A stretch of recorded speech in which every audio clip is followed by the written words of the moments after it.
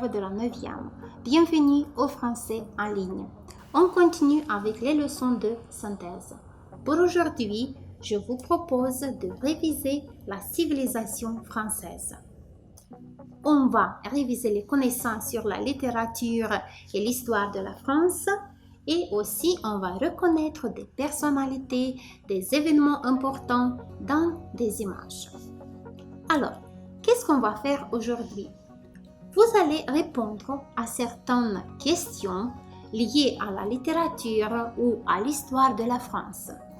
Pour chaque question, vous avez quelques variantes de réponses. Je vais aussi vous présenter des images pertinentes, des images qui vont vous aider à trouver la réponse correcte. Ce qu'il vous reste à faire, c'est de choisir la variante correcte et de retenir le nom de la personnalité ou l'événement ou l'année de cet événement-ci pour bien fixer dans vos têtes vos connaissances liées à la littérature et à l'histoire de la France. Êtes-vous prêts? Alors, commençons. Le premier domaine qu'on va réviser, c'est la littérature. Et vous voyez déjà à l'écran la première question. Lequel de ces écrivains français a écrit Les Misérables? C'est Honoré de Balzac, c'est Gustave Flaubert ou c'est Victor Hugo? Qui est l'auteur des Misérables? Je suis sûre que tous connaissent la réponse, car c'est une œuvre très connue et que tous ont choisi le nom de Victor Hugo. On continue avec la deuxième question. Comment s'appelle l'héroïne de Notre-Dame de Paris? Est-ce que vous vous rappelez le célèbre roman de Victor Hugo, Notre-Dame de Paris? Alors, quel est le nom de la jeune fille? C'est Esmeralda, c'est Carmen ou c'est Mercedes? Comment pensez-vous?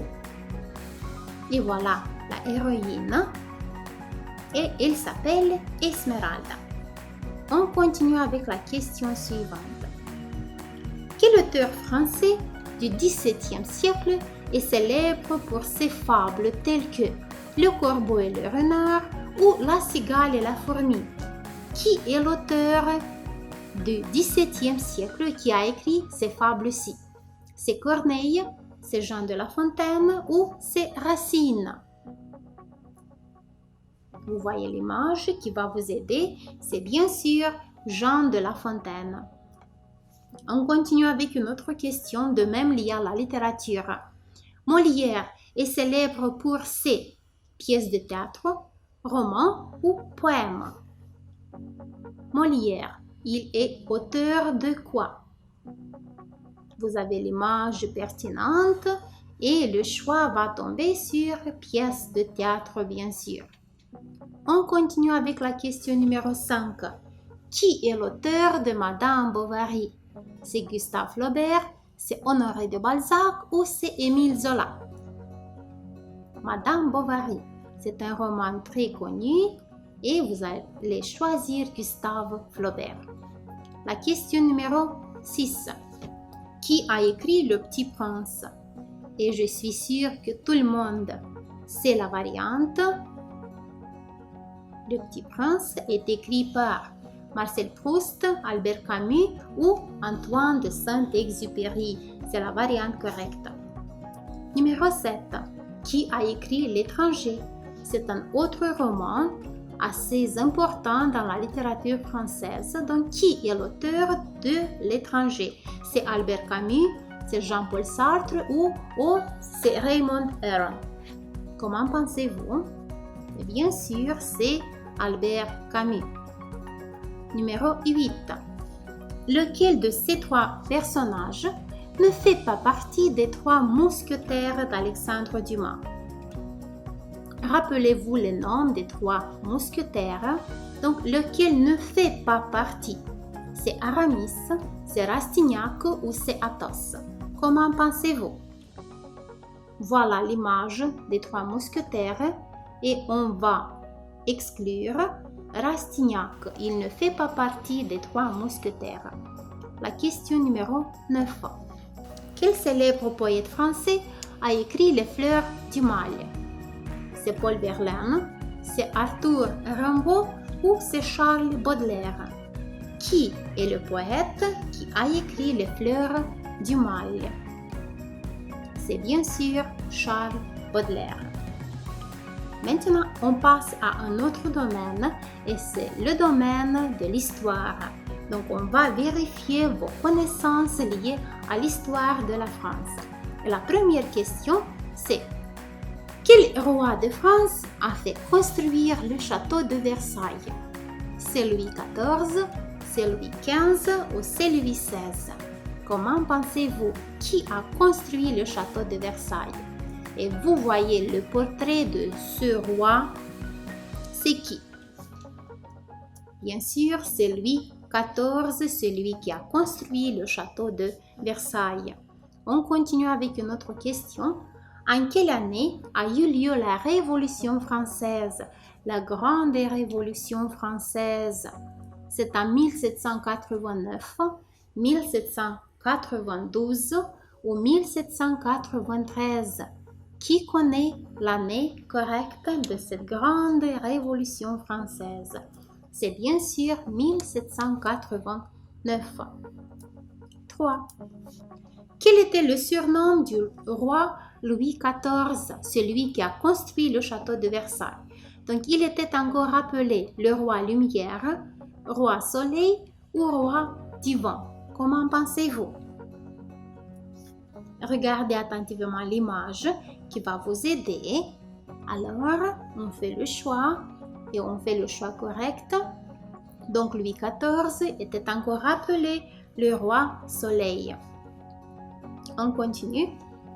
Quel était le nom de famille de l'empereur Napoléon Ier?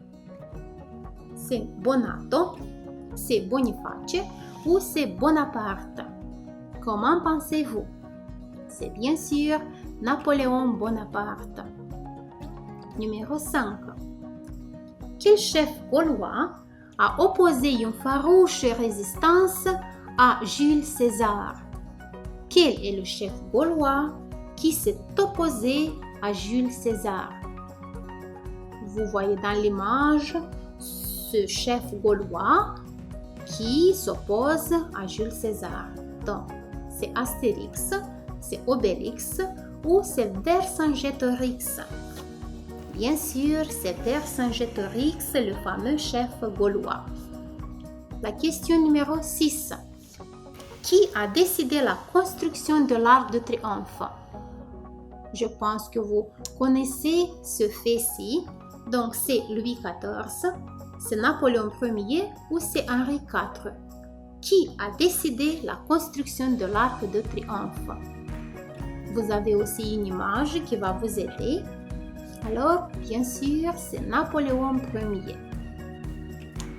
La question numéro 7. Où Charles de Gaulle s'est-il réfugié pour organiser la résistance? Qui connaît ce fait-ci? Il s'est réfugié à Londres, à Lyon ou à Washington? Charles de Gaulle, le premier président français, il s'est réfugié à Londres pour organiser sa résistance. Numéro 8. Quel président de la République a décidé la construction de la pyramide du Louvre? Et vous avez 3 présidents français. C'est Georges Pompidou, c'est Valéry Giscard d'Estaing ou François Mitterrand. Donc, lequel d'eux a décidé de construire la pyramide du Louvre? Pour vous aider, je vais vous montrer l'image. Donc, c'est qui dans cette image-ci? Et vous avez reconnu, c'est François Mitterrand. Et la dernière question, c'est quel roi fit venir Léonard de Vinci en France? C'est Louis XI, c'est François Ier ou c'est Henri III? Quel roi fit venir Léonard de Vinci en France? Et vous voyez l'image. Dans cette image-ci, c'est le roi avec sa femme et Léonard de Vinci qui est venu en France pour faire le tableau de ce roi-ci. C'est bien sûr le roi François Ier. nous voilà arrivés à la fin de notre leçon. On a discuté sur des événements liés à l'histoire de la France. On a discuté sur des personnalités liées à la littérature française. Maintenant, dites-moi, est-ce que la connaissance de la civilisation d'un pays est si importante pour apprendre la langue? Mais bien sûr, sans connaître la civilisation d'un pays, vous ne pouvez pas bien maîtriser la langue. Et j'ai trouvé une affirmation anonyme qui dit que celui qui apprendra ma langue adoptera ma culture. Alors, quand on décide d'apprendre une certaine langue, on doit être responsable d'étudier les événements liés à la culture de ce peuple-ci. Merci pour votre présence en ligne. Bonne journée à tous.